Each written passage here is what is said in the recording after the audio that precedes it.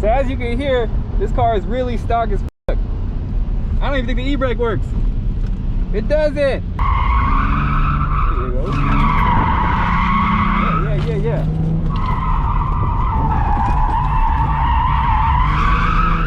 Is it better to learn how to drift in a stock car or an overbuilt car? To find out, we came to Apple Valley Speedway in Apple Valley, California, and we drove my cousin's bone stock G35 coupe. Just drove it, what, hour, 45 minutes. Wheels are in the car, jack's in the car, all this was in the car. He's putting his spares on, so he can go have fun.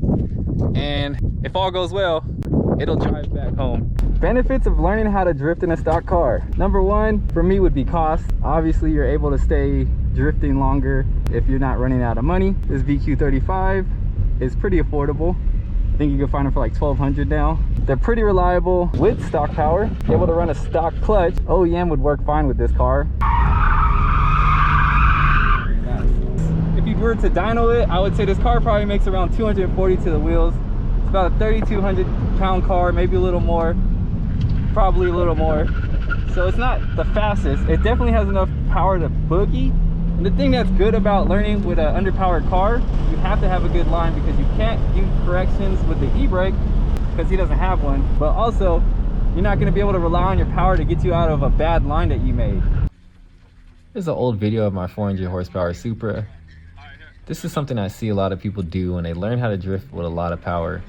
Is look at, I barely get in the second gear. There has to be like 30 miles an hour. And I'm able to get the drift started. And as you can hear, there's not that much throttle commitment. I'm just relying on the 1J to get me through this little road course.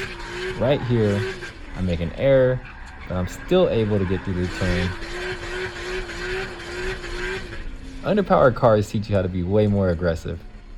Here we go to my IS300. It's probably 190 horsepower, 3,000 pounds.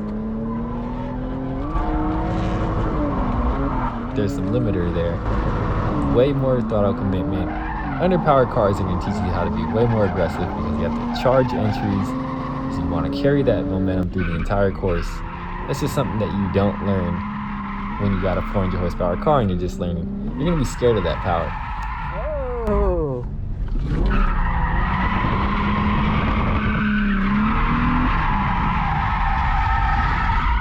That was embarrassing. It's been a while since I drifted stock angle.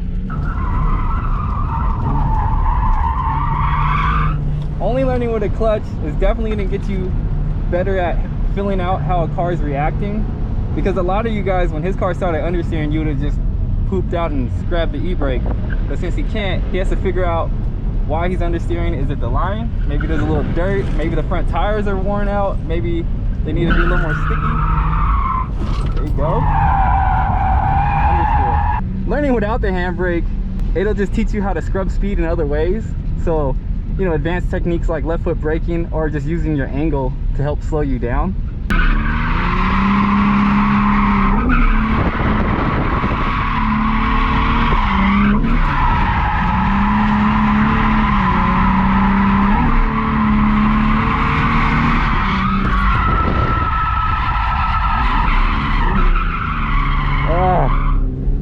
A little slug is trying to get out of that little fucking hairpin. I have nothing against e-brakes. I want him to be able to link a good portion of this track, which is pretty easy to do without an e-brake. But once he gets to that, then I want him to get an e-brake because yeah, you do need it.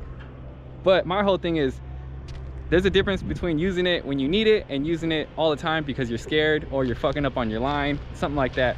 I see way too many people just use it as like a safety device, like they're scared that they're drifting too fast or like they think they're going off track. For me, for my preference, my driving style, learn without it, learn how to feint. Feints look way sicker than coming in and just yanking e-brake and kicking the car sideways. We're talking about angle again, and sometimes with stock cars, the stock power isn't even enough to really utilize your angle kit. Certain tracks, like here, you can do it on certain turns, but bigger turns and bigger tracks, bigger courses, you're not gonna be able to use as much of that angle kit as you think you are. And that's really because of physics. If you have more angle, it's more of your car sideways you have to push to a turn, which means you need more power.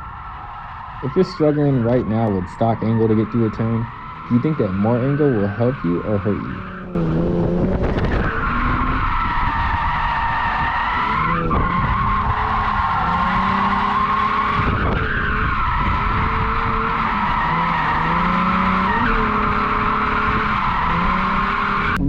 stock and then you go up to angle kit, you feel the difference, you appreciate it more. It really feels like a cheat code. I just did a couple laps in it. Temperatures are fine. Everything's looking good. He's gonna drive it back home. Radio works, AC works. These are all benefits of learning how to drift with a stock car. You don't need a ton of money. You don't have to have really expensive tires on the rear. You don't have to like worry about towing out. You don't have to worry about as many things breaking when the car is stock. So he buys spares for 250 bucks. If he wanted to be more patient, maybe he could have got a better deal. $100 for these, whatever the f they are, and they're holding up. If when you don't have 400 or 500 horsepower under the hood, you can do shit like this, like run mismatched tires. So he has a Michelin on this side, and then on this side it's some fucking generic brand. But you know, it's working just fine. As long as he keeps drifting, we'll see him grow as a driver, which is pretty cool, right? We're gonna test my theory, basically. My theory of, do you get more style if you learn how to drift with a stock car? You know, another plus to drifting with a stock car, I mean, I don't do this, but if you're gonna street drift, what better car to do it in than a stock car? I mean, listen to this. That's how you guys blow out spots. You're over here in your straight pipe, whatever, this and that, making a whole bunch of noise, having fun. The cops called on you guys. But don't street drift, because it's probably bad or something, I don't know.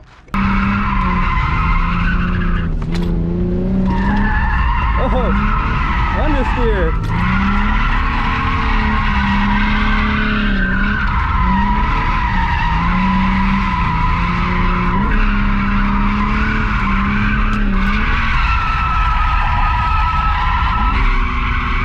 That turn's really hard to do with no e-brake.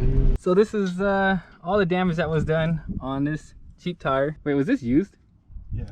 So this is, okay, this is a used tire. This is the stuff you could get away with when you have stock power cars. Used tire, we probably did a good amount of laps. There's definitely some good drifting here, and it's still good.